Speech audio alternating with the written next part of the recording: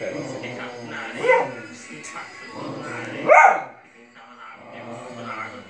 Tipo, minha mão tava dentro da água, minha mão ficou meio energizada assim. 6 pessoas receberam os primeiros atendimentos de banhistas ainda na praia. Schumacher Pinheiro Marques, de 29 anos, foi um dos atendidos. Mas ele morreu hoje.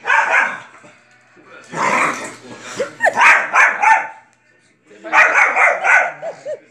tá aqui, ó. tantos raios caem por Aqui, ó. por causa da extensão do país. Pega aí. Principalmente em função do clima tropical. Tá aqui, ó. Qualquer tá aqui. De acordo com o último Pronto. levantamento, Vem pegar a bolinha. Pega a bolinha, pega. espaciais, Pega a bolinha. 1.709 Pega a bolinha. pessoas Pega. morreram no Pegar. país nos últimos 15 anos.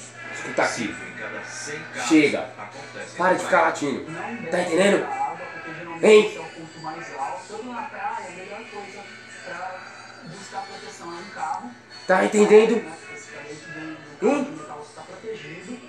Ou um estabelecimento totalmente fechado. Porque às vezes ocorre, a pessoa vai para um quiosque ou vai para debaixo de uma cobertura de ponto de ônibus, a pessoa não está protegida. É um local aberto e o raio. Como é que era? Não agrada não. Não é só na praia, no campo, nas áreas externas. Dentro de casa também é preciso. Tá parado, vai? cuidar. Hein? Esse quarto aqui Olha pra mim, tô falando com você. é bem diferente. Olha pra mim. Raio de Olha pra mim, tô falando com você. paredes, parte das chamas se espalhou pelos cômodos. A sorte de Dona Beth é que ela saiu de casa com o marido minutos antes da descarga. Vai parar não? Dentro de casa, o perigo está em usar aparelhos ligados na tomada, como o computador da Dona Beth. Vou te soltar. Professora aposentada Quero ver você não tem latindo não. E hoje pode ensinar como uma especialista no assunto.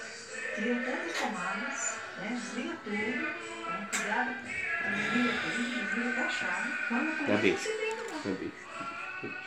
E a seguir, a estratégia dos japoneses para reduzir o número de acidentes de trânsito. Moradores de Londrina tentam entender E agora? como provocar o terror. Hein?